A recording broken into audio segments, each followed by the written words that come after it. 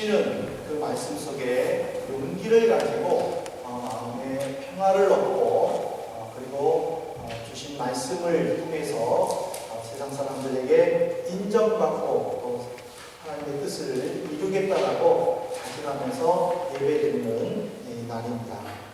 우리가 성가대 찬양도 들었지만 예수님은 평화의 왕이십니다.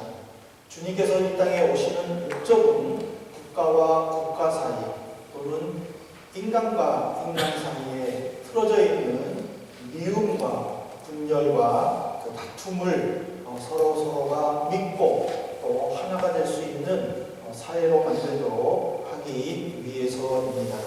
그래서 예수님께서 이 땅에 태어나셨을 때에 목동들을 통해 찬양했던 그 천사들도 누가복음 2장 14절에 보면은 지극히 높은 곳에서는 하나님께 영광이요 땅에서는 하나님이 기뻐하신 사람들 중에 평화로다 하면서 예수님께서 이곳에서 무엇을 하실 것인가를 선포를 하셨습니다.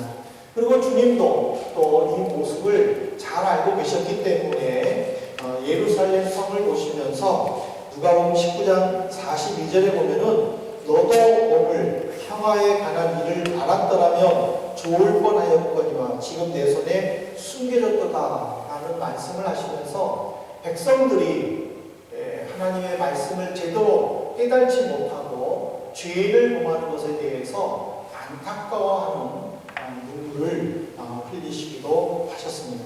그래서 이런 그 예수님의 사역을 잘 배웠던 바울 사도도 오늘 본문에 보면은 에베소 교회에 편지를 보내면서 또한 은혜를 받은 성도들이 어떻게 살아야 되는가를 지금 잘 표현해주고 있습니다. 오늘 우리가 함께 읽었던 이 에베소서 2장의 이 말씀을 요약을 한다면 이렇게 요약할 수 있습니다. 예수님은 평화의 왕이시다. 예수님이 십자가에 죽으심으로 죄를 범한 사람들이 하나님과 함께 화목하게 되었다. 근데 사람이 하나님과 함께 화목하게 됨으로 예수님이 죽으신 것만이 아니라 오히려 한 걸음 더 나아가 하나님과 화목하게 된 성도들이 이제 다른 사람들과 함께 화목하기 위해 예수님처럼 힘써야 된다. 이것이 바로 예수님이 십자가에 죽으신 목적이다 라는 것이 바로 이 에베소서 2장 11절부터 22절까지의 내용입니다. 그래서 오늘 바울 사도가 왜 이 에베소 교회에게 하나가 되어야 되는지를 설명하는 내용이 바로 우리가 읽지는 않았지만은 에베소서 2장 11절에 잘 기록되어 있습니다. 11절의 말씀을 보십시오. 그러므로 생각하라. 너희는 그때의 육체로는 이방인이요 손으로 육체에 행한 할례를 받는 무리라 칭하는 자들로부터 할례를 받지 않는 무리라고 칭함을 받는 자들이다. 이 내용을 보면은요, 이스라엘 백성들이 얼마만큼 성민의식, 즉 하나님이 우리를 선택했다라고 하는 이 성민 사상이 얼마나 강했는가를 가르쳐주는 거예요. 그래서 그들은 하나님으로부터 특별히 뽑힘을 받은 거룩한 백성이다라고 생각하는 거예요. 그래서 자기들을 중심으로 해서 할례 받은 사람과 할례를 받지 못하는 사람, 그리고 이방인과 유대인 이렇게 나눈 거예요. 이것이 얼마나 민폐인지 아십니까? 여러분들 요한복음 2장 15절에 보십시오. 노끈으로 채찍을 만드사 양이나 소를 다 성전에서 내쫓으시고 돈 바꾸는 사람들의 돈을 쏟으시며 상을 엎으시고, 이 말이 무슨 말이냐면은 당시에는 성전이 몇 단계로 구분이 되어 있었습니다. 그래서 지성소는 대제사장만 1년에 한 번씩 갈 수 있었고, 성소에서는 유대인 남자들이 제사장에 집례하는 제사에 함께 참여할 수 있었습니다. 그리고 그 성소를 조금 벗어난 지역은 이제 유대인 여자들만 갈 수 있었습니다. 왜냐하면 남자들이 제사 드리는 데에 방해받지 않기 위해서. 그리고 한참 떨어져서 그 성전의 입구에 이제 제사장들이 이방인 사람들, 이방인들, 유대인을 제외한 이방인들만 남녀노소를 불문하고 이방인들만 모여서 제사를 드릴 수 있도록 따로 뜰을 만들어 놨습니다. 근데 이 뜰에는 또 중앙성소 제도였기 때문에 이 말이 무슨 말이냐면 유대인 남자는 무조건 1년에 3번 예루살렘 성전에 와서 제사를 드려야 했었습니다. 근데 먼 곳에서 이 가축들을 자기들이 끌고 와야 되는 거예요. 그러니까 먼 곳에서 끌고 오다 보면은 병이 들 수도 있고 또 길을 지나가다가 이런 수풀에 걸려가지고 상처가 날 수도 있는 거예요. 상처가 생기거나 병이 걸리면은 제사를 못 드리는 거예요.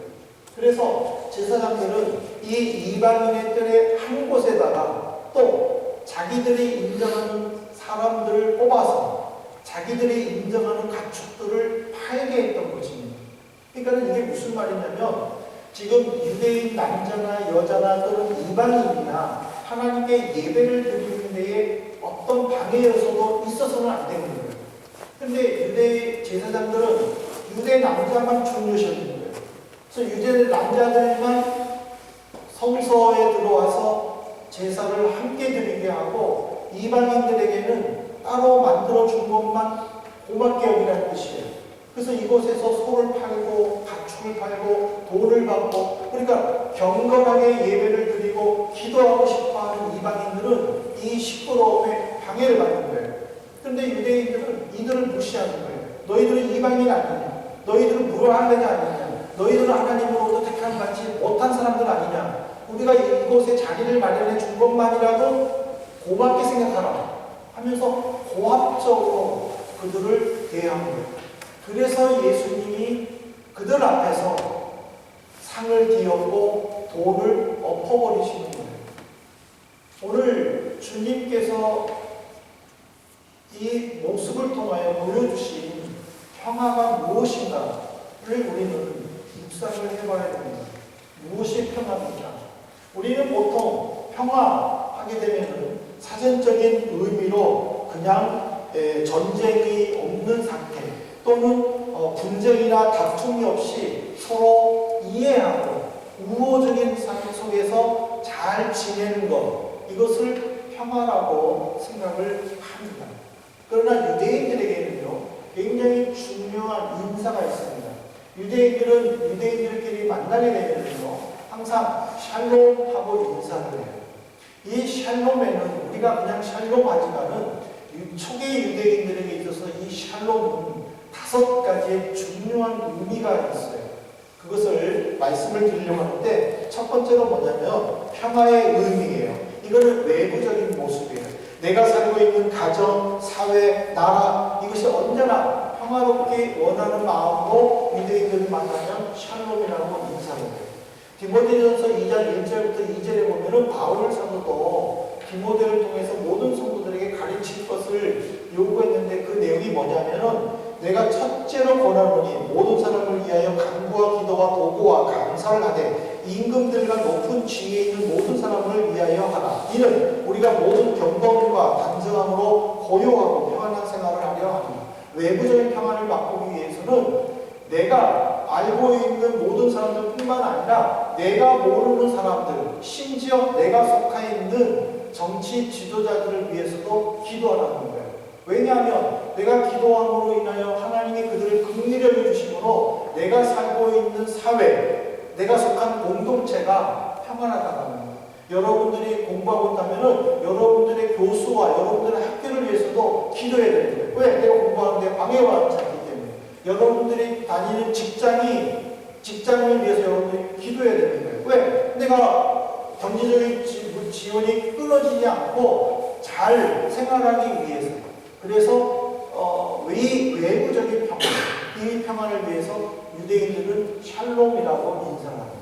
근데 이거는 외부적인 샬롬만 있는 거 아닙니다. 내부적인 샬롬도 있는데 그것이 바로 평강이에요. 평화와 평강은 다른데 이 평강이라는 것은 외부적인 환경에 의해서 내가 피해를 입는 것을 말하는 것이 아니라는 거예요. 즉 외부적으로는 평화로움을 받을 수 없다 할지라도 내부적으로 하나님이 주시는 은혜 속에서 평강을 맛볼 수 있다는 겁니다. 마치 어린아이가 시끄러운 전쟁터 속에 있거나 아니면은 또 시끄러운 그 싸움 소리에서도 엄마의 품에서 그냥 아무것도 모른 채 편안하게 잠을 자는 그것을 의미하는 거예요. 그래서 요한복음 14장 27절에 보면은 주님이 이렇게 선언하셨어요. 평화를 너희에게 끼치노니 곧 나의 평화를 너희에게 주노라. 내가 너희에게 주는 것은 세상이 주는 것과 같지 아니하니라. 너희 마음에 근심하지도 말고 두려워하지 마라. 예수님은 제자들을 모아놓고 설교를 하셨어요. 내가 이제 죽어야만 한다. 내가 죽어야 너희들에게 진정한 평화가 온다. 그럴 때에 제자들은 너무 놀라는 거예요. 선생님이 죽으면 어떡하냐. 그들은 이제 미래가 걱정이 되는 거예요. 불안한 거예요. 그때에 예수님이 말하는 거예요. 내가 너희에게 평안을 주겠다. 이 말은 뭐냐면은 어떤 것으로 인해서 방해받지 않는 마음의 평화라는 것입니다. 그 다음에 세 번째로 유대인들이 하는 샬롬에는요, 정의가 담겨져 있어요. 평화는 내가 살고 있는 공동체나 사회에 불의가 사라지고 정의가 충만할 때에 비로소 그 사회가 평화로울 수 있다는 거예요. 근데 만약 내가 속한 어떤 단체나 또는 내가 있는 내 나라가 정의롭지 못하면은 평화가 사라지는 거예요. 그래서 하나님도요, 아모스서 5장 24절에 보면은 오직 정의를 물같이 공의를 마르지 않는 강같이 흐르게 할지어다. 그러니까는 아모스를 통해서 하나님은 이스라엘 사회에 정의가 필요하다는 것을 선포하신 거예요. 내가 속한 지역에, 내가 속한 나라에 불의가 가득하다면 우리는 공포스러워요. 몇 년 전에 브레멘에서요, 꼭 이맘때에 차가 수없이 많은 차가 불탄 적이 있었어요. 저희 후크팀 쪽에서. 그래가지고 저도 얼마나 걱정했는지 몰라요. 혹시 내 차가 불타는 거 아니야? 그랬는데 제 차 이 옆에 사이드 미러가 누가 발로 차가지고 깨졌기도 했었어요. 이렇게 사회가 내가 속한 단체에 정의가 있지 않고 불의만 있다면 선량한 사람, 힘없는 사람은 불안한 거예요. 그래서 유대인들이 샬롬이라고 인사하는 것은 뭐냐면 내가 속한 사회가 정의롭기를 바라는 마음으로 샬롬이라고 인사를 했다는 사실이에요. 네 번째로 이 샬롬에는요, 정의만 있는 것이 아니라 질서도 있는 거예요. 질서라는 것은 서로의 위치를 구분해 주는 거예요. 근데 이 질서가 무너지게 되면은 그 사회에는 평안이 없는 거예요. 예를 들어서 가정에서 부모와 자녀의 역할이 바뀌어버린다면 자녀가 부모님을 폭행한다든지 그러면은 그 가정은 평안이 없는 거예요. 만약 도로에 질서가 있는데 내가 바쁘다고 내 마음대로 운전을 해버린다면은 그 도로에는 사고만 있지 평화가 없는 거예요. 그러므로 우리는 이 질서를 통해서 평화를 맛보기 위해서는 내가 질서를 지킬 뿐만 아니라 그 질서가 잘 보존되도록 힘써야 됩니다. 그래서 유대인들은 샬롬이라고 인사하면서 그 질서를 존중하는 거예요. 바로 이 교회 안에도 질서가 존중이 되는 거예요. 그럴 때에 교회가 평화롭다는 사실입니다. 마지막으로 이 샬롬에는요, 조화의 의미가 담겨져 있는 거예요. 즉 서로 대립하거나 충돌해가지고 관계성이 깨어진다면은 그 속에는 평화가 없는 거예요. 서로의 부족함과 결핍된 부분들을 채워가면서 모두가 온전해질 때에 그 속에는 평화가 깃들어 있다는 겁니다.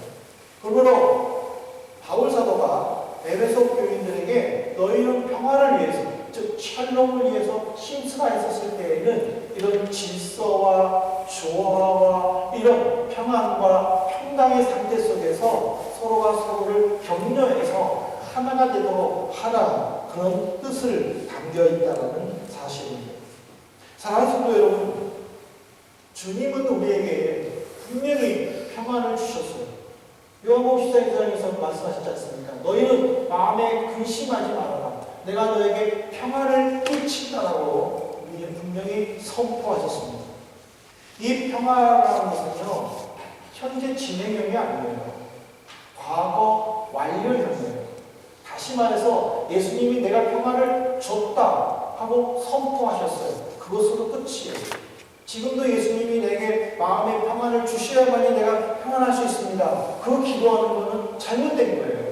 왜? 예수님을 믿게 되고 나를 구원해 주셨다는 그 주님을 믿게 되면은 이미 내가 너에게 평안을 주겠다라고 선포하신 주님의 평안이 내 마음에 자리 잡아야 된다는 거예요.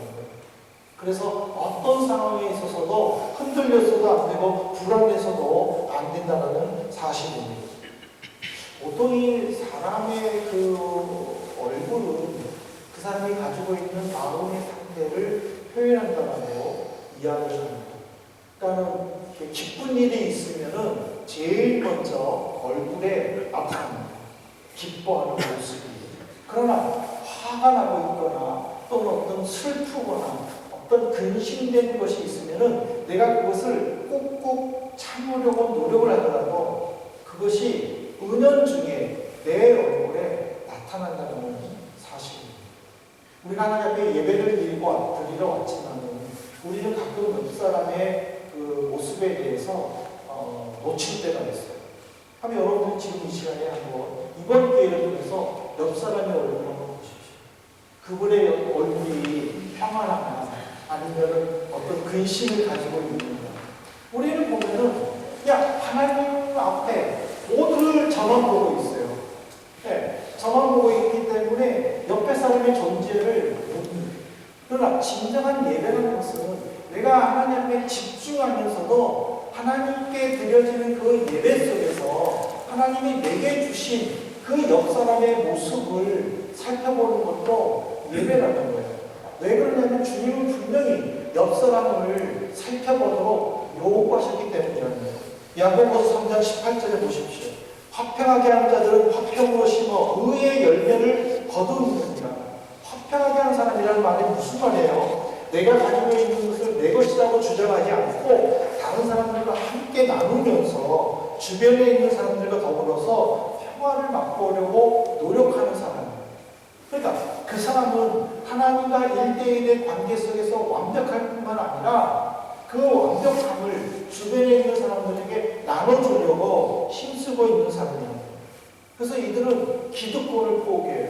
자기가 가지고 있는 것을 주장하지 않아요. 오히려 다른 사람들을 위해서 그것을 쓰는 거예요. 예를 들어볼까요? 예수님 보세요. 예수님은 하나님이셨어요. 근데 하나님이라는 권위를 내려놓으셔요. 그리고 자기를 비난하는 사람, 자기를 죽이려고 하는 사람들을 온몸으로 받으셔요. 십자가에 돌아가시지 않습니다. 바울 사도를 보세요. 바울 사도는 복음을 전한 거예요. 그리고 옛날에는요, 유대인들은 이 선생들에게, 복음을 가르치는 선생들에게 일정한 생활비를 지급하게 되어 있었어요. 바울 사도는 다니면서 교회를 개척하고 예수를 믿는 사람들에게 예수님에 대해서 가르쳤어요. 그러면 그 바울 사도의 가르침을 받는 사람들은 당연히 바울의 사도에게 일정한 금액을 줘야 됩니다. 그런데 바울 사도는 그거를 요구하지 않았어요. 그는 자기의 직업이 텐트를 만드는 사람이었기 때문에 그 직업을 이용해가지고 복음을 증거하는 거예요. 복음을 전하지 않을 때는 텐트를 만들어 팔아가지고 자기 생활비를 대는 거예요. 우리가 아모스를 봤지만은 아모스를 보십시오. 아모스는 하나님으로부터 부르심을 받았어요. 선지자였어요. 근데 이 당시에는요, 선지자는 제사장 가족에서만 나와야 되는 거예요. 레위 지파에서만 나와야 되는 거예요. 특별히 하나님의 계시를 받은 사람에게만 나와야 되는 거예요. 근데 아모스는 자기를 공격하는 사람들에게 뭐라고 했어요? 나는 선지자다 하고 화내지 않았어요. 나는 뭔데? 하고 주장하지 않았어요. 그래, 나는 당신들 말하는 것처럼 나는 농부요.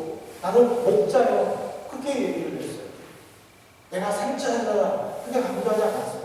나는 농부입니다. 나는 목자입니다. 그러면서 자기를 비난하는 사람들을 받아들였어요. 이것이 바로 평화로운 사람이라는 거예요. 성도 여러분, 여러분들은 성 프란시스의 기도문 아십니까? 주여 나를 평화의 도로 써주소서. 이 기도의 내용은 지금도 우리에게 정말 도전을 주는 내용인데요. 주여 나를 평화의 도구로 써주소서. 미움이 있는 곳에 사랑을, 상처가 있는 곳에 용서를, 분열이 있는 곳에 일치를, 오류가 있는 곳에 진리를, 절망이 있는 곳에 희망을, 어둠이 있는 곳에 광명을, 슬픔이 있는 곳에 기쁨을 심게 하소서. 프란시스는 그렇게 기도한 거예요. 하나님, 절망 속에 있는 곳이 있으니까 나를 보내서 그곳에서 기쁨을 회복하게 해주십시오. 슬픔이 빠져있는 곳에 있으니까 나를 그곳에 심어주시고 그래서 그곳이 기쁨으로 바뀌게 해주십시오. 그렇게 기도한 거예요. 그래서 그는 죽기 전까지 평생 동안 내가 위로받기보다는 위로하고 이해받기보다는 이해하며 사랑받기보다는 사랑하면서 나를 온전히 죽임으로써 영생을 얻고 싶습니다 하고 죽는 순간까지 기도하신 분입니다. 오늘 우리는 두 번째 촛불을 켰습니다. 주님의 상징이기도 하는 이 평화의 촛불을 켰습니다. 이 촛불이 내 마음에 먼저 밝혀야 될 것입니다. 어떤 상황 속에서도 흔들리지 않고 주님이 내게 주신 그 평안 속에서 내가 굳건히 서야 될 줄로 믿습니다.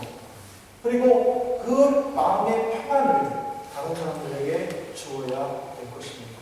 사랑하는 성도 여러분, 저는 우리 한민의 식구들이 모두 프란시스의 기도문처럼 평화의 사도가 되기를 진심으로 바랍니다. 한번 우리는 고민해 봐야 돼요. 내가 있음으로 인하여 내가 있는 곳이 평화로운지, 아니면 내가 있는 곳이 분열이 있고 다툼이 있는 것인지. 평화의 주님은 모든 편견들을 깨버렸다는 사실입니다. 내가 평화의 촛불을 켜면서 아직도 내 속에 편견이 있는가 한번 살펴보시기를 바랍니다. 모쪼록 우리 성도들이 계신 곳에는 미움과 편견이 사라지고 기쁨과 평화가 넘쳐나기를 진심으로 소망합니다. 무엇보다 소금처럼 나를 죽임으로 주변이 밝고 건강한 공동체가 될 뿐만 아니라 은은한 달빛처럼 주님의 사랑을 다른 사람들에게 비침으로 그 주변이 밝고 환한 평화의 사도들이 되어 여러분이 거하는 곳에 늘 웃음이 넘치고 슬픔이 변하여 즐거움이 되며 분노가 변하여 기쁨이 되는 복된 곳이 되기를 주님의 이름으로 축복합니다. 기도하시